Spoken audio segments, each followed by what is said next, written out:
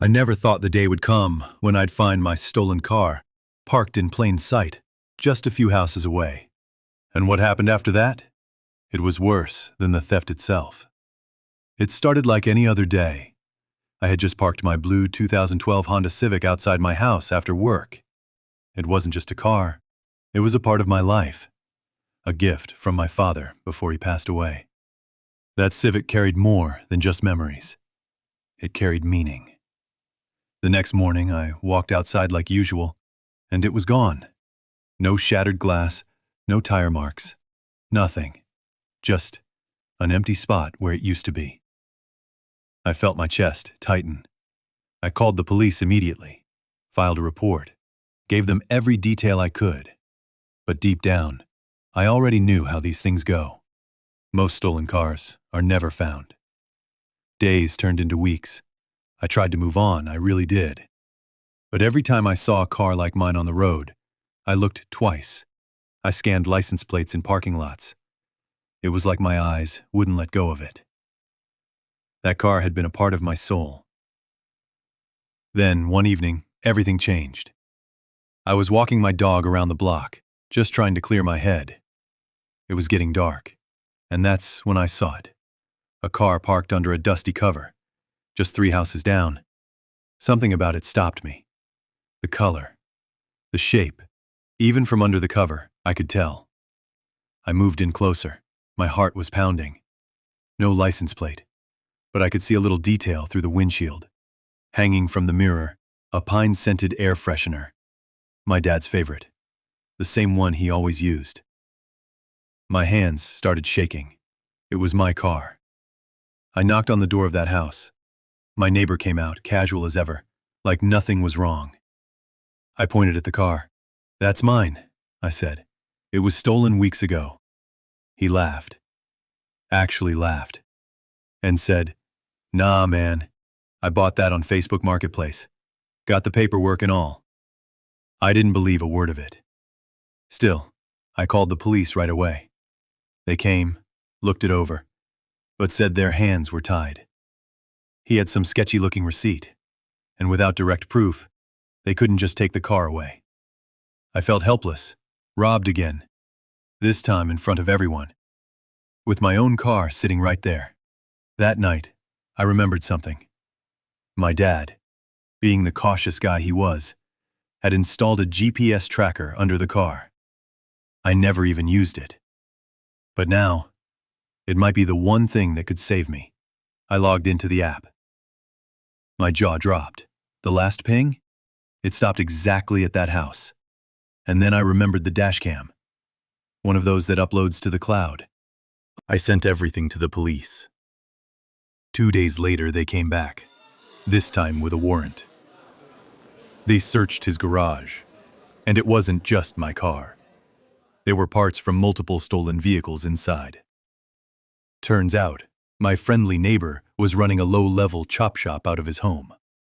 He was arrested on the spot. When I finally got my car back, it was scratched, dirty, and yet it felt like a part of me returned. I stood in front of it, just breathing, whispered to myself, "You came home." This experience taught me more than I expected. Trust your instincts. Even the quietest neighbors can hide secrets.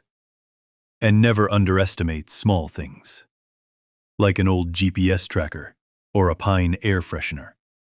Sometimes, those small things can bring you back what matters most. So tell me, what would you do if you found your stolen car in your neighbor's driveway? Drop your thoughts in the comments below. And if you've been through something like this, I want to hear your story. This is Jerry 2.0, bringing you stories that hit home. I'll see you in the next one. Expecting my weekend to take such a strange turn. I was just clearing out some overgrown brush on the far side of my property, something I'd put off for months, when I noticed something unusual.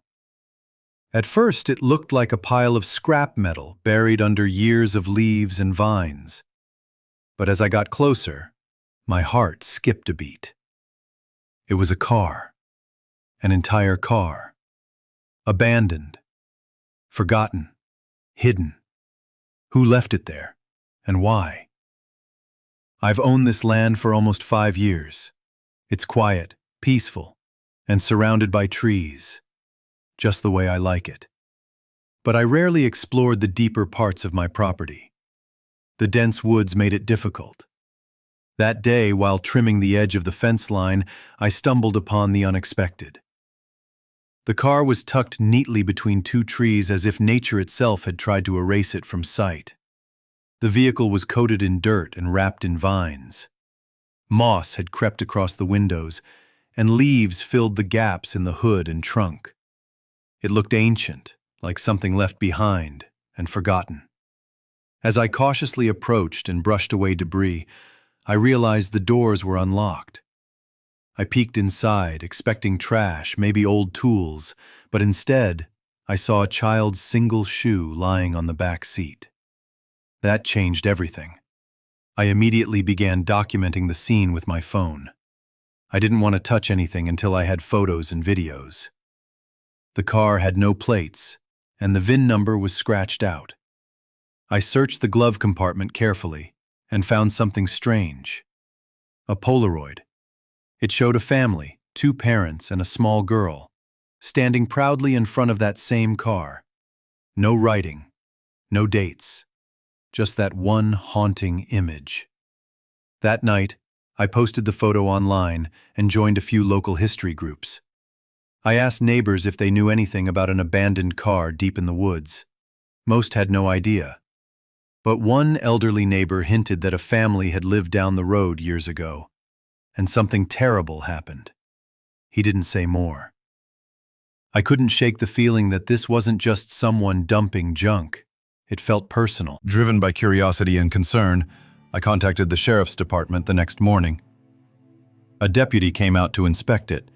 He froze the moment he saw the car and said, "We've been looking for this vehicle since '98.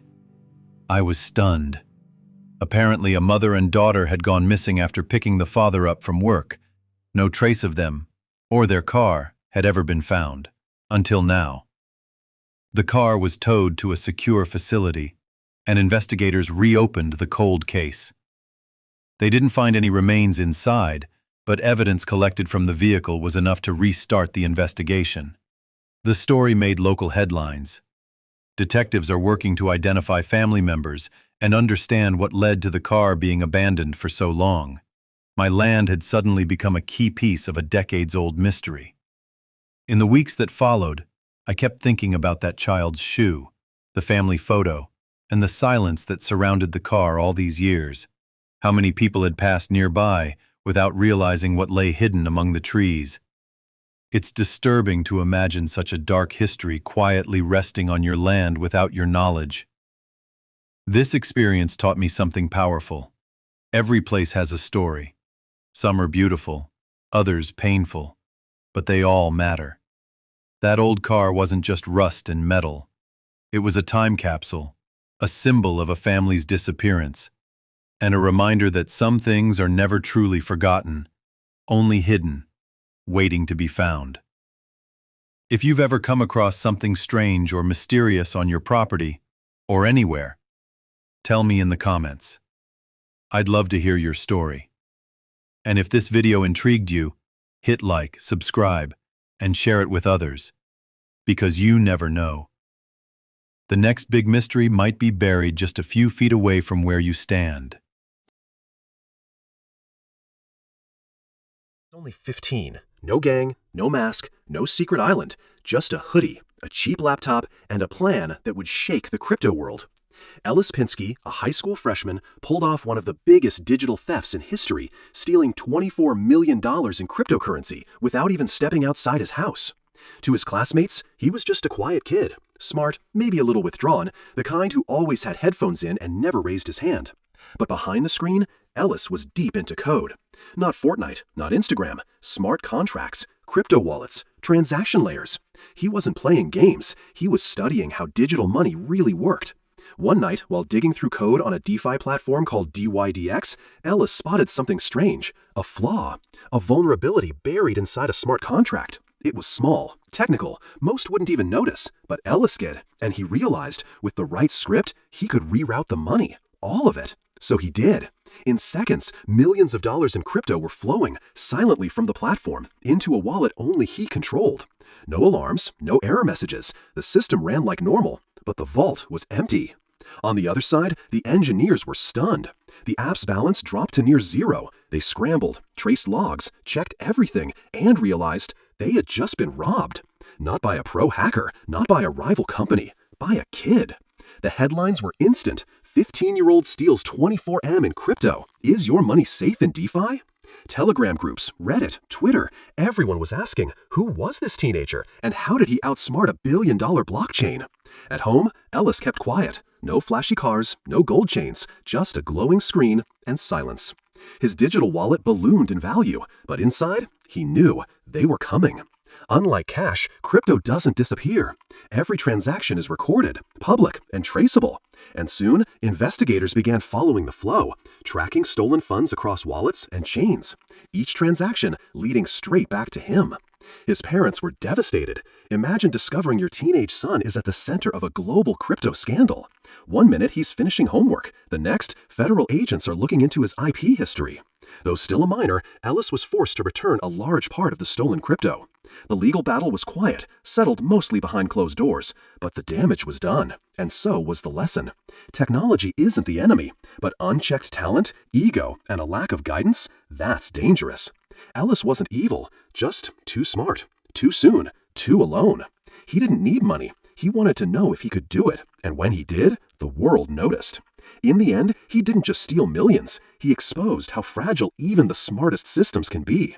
This is Jerry 2.0, telling real stories with real lessons. Like, subscribe, and remember, even a teenager can break the internet if you leave the wrong door open.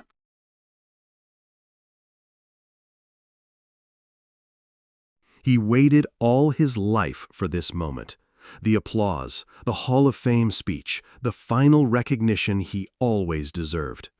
But just weeks before he could stand on that grand stage, life pulled its final trick, and all that remained was silence. This is the heartbreaking story of Dave Parker, a legend, a fighter, and a man who won everything except time. Cincinnati, Ohio. A young boy named Dave runs through the neighborhood streets, barefoot and bold. He's big, fast, and fierce, but what he really carries isn't muscle, it's hunger. A hunger to escape poverty, to shine, to be someone. By the time he's a teenager, baseball isn't just a game, it's his escape. And by 1973, that same kid makes his major league debut with the Pittsburgh Pirates. He doesn't just play, he dominates.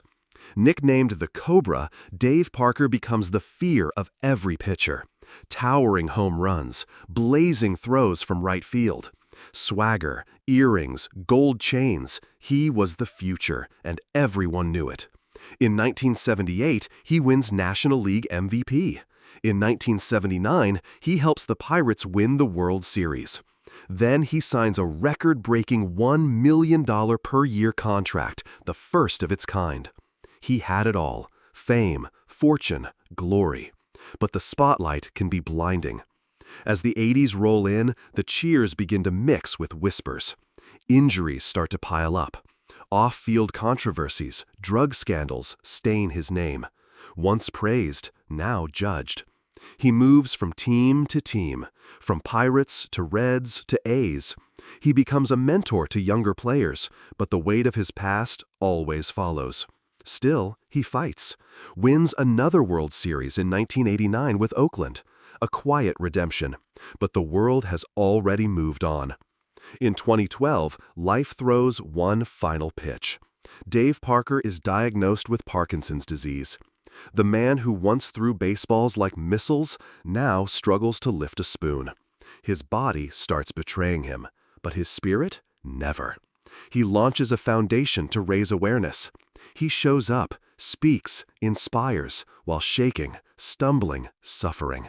And then, after decades of being overlooked, after years of watching others get inducted into Cooperstown, in December 2024, Dave Parker is finally elected to the Baseball Hall of Fame.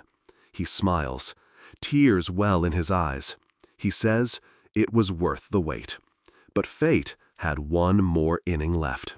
On June 28, 2025, just weeks before his Hall of Fame induction, Dave Parker dies at the age of 74. His body, tired from years of fighting, quietly gives in. The Hall of Fame ceremony continues, but the legend it was meant to honor never gets to hear the standing ovation.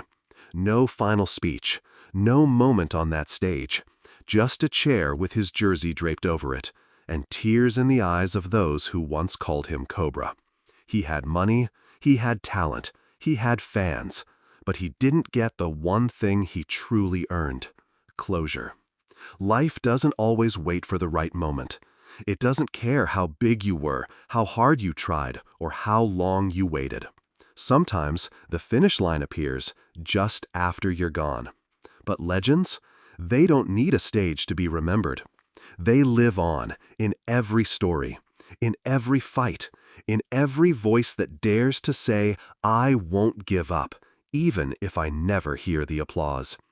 If this story touched your heart, comment below. Legends never die. And if you believe in honoring those who fought till the end, like this video. Subscribe for more stories that deserve to be heard, and share this with someone who needs a reminder that life isn't about how loud the applause is, it's about how long your name echoes after it's gone. You ever move into a new place thinking your life is about to get better? Yeah, me too. But instead, I found myself in a silent war over parking space.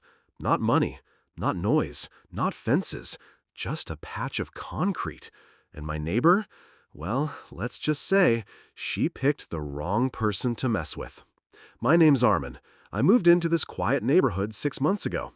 Everything was going well until I parked my car. That's it. That was my first offense. I parked half an inch past a faded line on the public part of the driveway we technically shared. The next morning, I woke up to find a note under my windshield. "This side is mine. Do not cross again." No name, no hello, just a threat on a sticky note. I looked around and saw her, standing across the street, arms folded, wearing gardening gloves and holding a measuring tape like a weapon. Her name was Linda. From that day, she made it her mission to train me. She'd place cones on the edge of the driveway, draw chalk lines, even called the city once, only to be told the space was public access. But she didn't stop. One evening, I came home late, parked in my usual spot. The next morning, I found my tires dusted with flour. She'd sprinkled it around to catch evidence of trespassing. I was stunned. This wasn't just pettiness. It was a full-blown obsession. Part 3. I kept my cool, but took notes. I didn't yell, didn't fight. I just observed and documented everything. And slowly, her pattern emerged. Turns out, I wasn't the first. She'd run out 2 previous tenants. Both of them moved within months because Linda made life impossible. So this time, I planned to do something different. Not revenge, just a reminder. One weekend while Linda was out, I invited over my cousin. He works with street murals and public art. We carefully painted a custom design, a harmless artistic chalk mural, right in front of my garage. Bright colors, arrows pointing to my space, with a caption, "Not yours, Linda," in soft cursive. It was beautiful and perfectly legal, non-permanent, non-offensive, but the neighborhood loved it. People started walking by, laughing, taking pictures. Even the HOA reposted it on their newsletter as a creative conflict solution. Linda, she exploded. She filed a complaint with the HOA. They showed up, looked at the mural, looked at me, then looked at her. The officer sighed and said, "Linda, this is not graffiti. It's art, and it's on his property." That's when she snapped. "They're all out to get me. First the last guy, now this one. No respect for boundaries." And just like that, she exposed herself. In front of the board, in front of neighbors. Everyone saw who the real problem was. Within a month, Linda's house was up for sale. Here's what I learned. You don't always need to shout to win. Sometimes silence and creativity are louder than any argument. Linda marked the space like it was hers. I marked it with kindness and a bit of style. And now, my driveway's peaceful. No flower, no cones, just me and a chalk heart where the chaos used to be. So next time someone tries to claim what's not theirs, don't fight fire with fire. Fight it with art. Or better yet, let their own behavior do the talking. If you found this story inspiring and believe more people need to hear lessons like this, don't forget to hit that subscribe button and turn on the bell icon. Subscribe for more real stories, because sometimes the pettiest people teach you the smartest lessons. You won't believe what happened when my own neighborhood tried to control me over my own driveway. They thought they were dealing with just another regular guy, but they had no idea. I own everything. My name's Ray.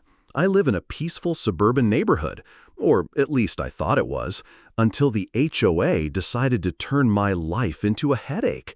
It all started one morning when I stepped outside to grab the mail. There it was, a warning notice from the HOA. They said I had too many vehicles in my driveway.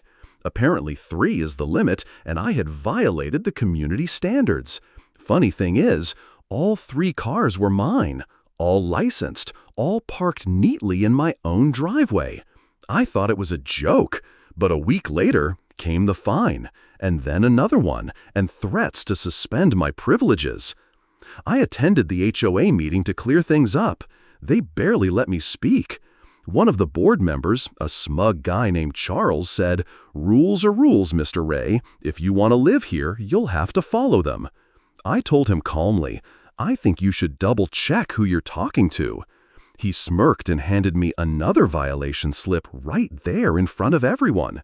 The crowd laughed like they were watching a show. That's when I decided. They wanted drama? I'd give them a plot twist.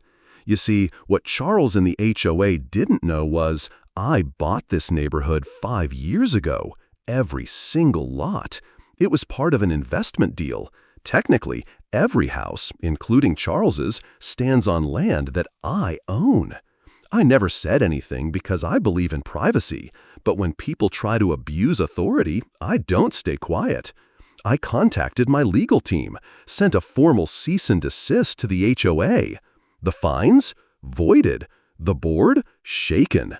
But I wasn't done yet. At the next meeting, I walked in, not as a homeowner, but as the landowner. I had the paperwork, maps, deeds, everything. I said to the entire board, "You fined me for cars parked on property I own.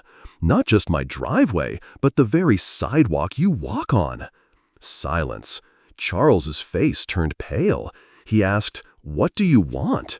I said, "I want the HOA disbanded. I want every resident to live without your petty control. And I want an apology." And guess what? I got all 3. That week, the HOA was dissolved. No more ridiculous rules. No more power-hungry board members snooping around.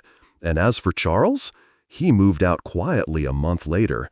Guess he couldn't stand living in a place where he wasn't in charge anymore. So, the next time someone tries to control your life unfairly, just remember, stay calm, stay quiet, and play your cards when the time is right. Because sometimes, the one they're trying to silence is actually the one who owns it all. When the HOA's rule finally ended and the neighborhood was free again, a strange kind of peace settled over everything.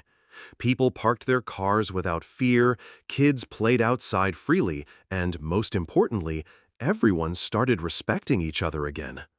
As for Charles, the man who once tried to control everyone, the neighborhood looks a whole lot better without him. Sometimes you don't need to shout or make a scene. You just need to wait and let the truth speak for itself. I didn't raise my voice. I didn't fight dirty. I just revealed what was real. And that turned out to be my greatest strength. Remember this.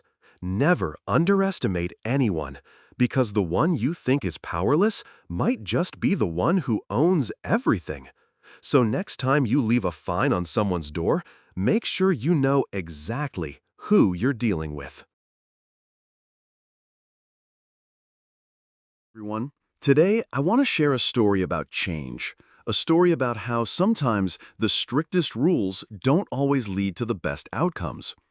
If you've ever lived in a neighborhood with a homeowners association, an HOA, then you'll get what I'm talking about. Those groups that decide what color your front door can be, how many cars you can park, or even if your kid's bicycle can stay outside overnight. Sounds a bit like neighborhood police, right? When I first moved into this particular neighborhood, the HOA was strict, maybe even too strict. The rules? Oh, they were ironclad. If your front door wasn't a specific shade, you got a violation notice. Kids leaving bikes outside overnight? Not allowed. And parking? Limited to a certain number of cars per driveway. It looked perfect, almost like a postcard. The lawns were neat, the houses matched, and property values stayed strong. But the vibe? It was tense. People seemed more worried about breaking the rules than actually enjoying their homes. Neighborhood events were rare, and hardly anyone showed up.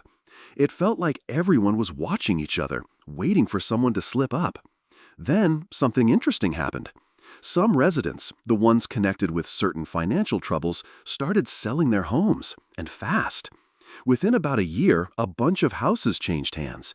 And with those changes, well, the whole neighborhood began to shift. Suddenly, those strict rules started to loosen up. Kids left their bicycles outside overnight, and nobody batted an eye. Imagine that. Something so small, but before it was forbidden. And the cars? Some houses now had 3 cars parked in the driveway, which would have been a violation under the old rules. Even more surprising, some neighbors painted their front doors in bold colors that would have definitely earned warnings before. But this time, nobody complained. At first, people worried this might hurt property values. But guess what? Prices stayed stable. And here's the best part. Participation in neighborhood events actually tripled. The neighborhood came alive again. Neighbors started talking, kids played outside, and people sat on their porches, really connecting. On a personal note, I was working on restoring my classic Mustang. Before, that kind of car sitting in the driveway would have definitely raised eyebrows, or worse, complaints. But now, I park my Mustang alongside my daily driver and truck, and no one says a word. That's a small victory, sure, but to me, it means so much more. It shows the neighborhood became a place where people respected each other's choices, not just followed rules blindly. So what's the takeaway here? Sometimes strict rules keep things orderly, but they can also choke the life out of a community. Letting go a little, trusting people, and allowing them freedom, that's what brings a neighborhood to life. If you're living somewhere with a million rules, imagine what would happen if people focused more on connection and less on control. Because at the end of the day, a neighborhood isn't just houses or lawns.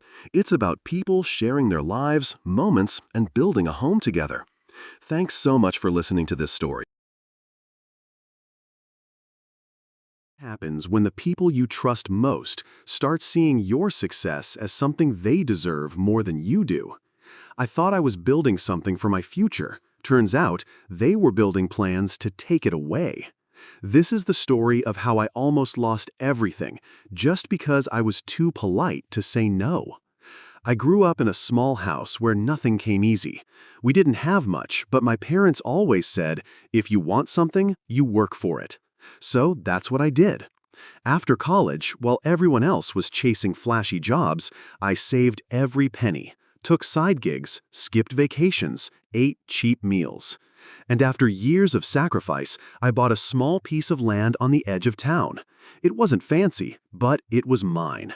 And for the first time in my life, I felt like I had something solid to stand on. A few months later, my cousin, Adil, came to visit. He's older than me, more experienced, way louder. He walked around the land, laughed, and said, "This place has potential. You should let me help develop it." At first, I was flattered, then confused, then cautious. He started drawing sketches, talking about shops, rentals, tenants, things I hadn't planned, things he wanted. One day, Adil brought over papers. He said, "Let's make it official. I'll manage it. You sit back and relax. Trust me, it's family." The problem? The paper didn't say co-manage. It said I would transfer ownership to him for legal handling. I asked, why would I give up my name on something I built alone? He laughed it off, said I was being dramatic, that this was how real business worked. But something inside me said, this wasn't about helping me. It was about taking over. Suddenly, the family got involved. Calls from uncles, messages from aunties. Why are you being selfish? Adil has experience. You should let him lead. I couldn't believe it. The same people who once told me to work hard now wanted me to hand over the one thing I had earned. All because I wasn't loud, wasn't flashy, wasn't them. I sat alone on that land one evening. The sun was setting, and I realized every tree I planted, every stone I placed, I did that. Not Adil, not my uncles, not anyone who suddenly wanted a piece of the pie. So I did the one thing I was always too afraid to do. I said no. Firm, loud, clear. And when they tried to guilt me, I told them, respect isn't built through pressure. It's earned through effort, just like this land. At first, there was silence, then anger, then acceptance. They moved on, not because they agreed, but because I didn't give them a choice. And now, the land is thriving. I've started a small orchard, opened it to school tours. It became more than just property. It became proof that quiet strength is still strength, that you don't need to shout to protect what's yours. Here's what I learned. Sometimes the biggest danger to your dreams is not strangers. It's the people who feel entitled to them just because they know you. Say no, stand firm, and don't ever apologize for protecting the things you worked for. If you found this story inspiring and believe more people need to hear lessons like this, don't forget to hit that subscribe button and turn on the bell icon.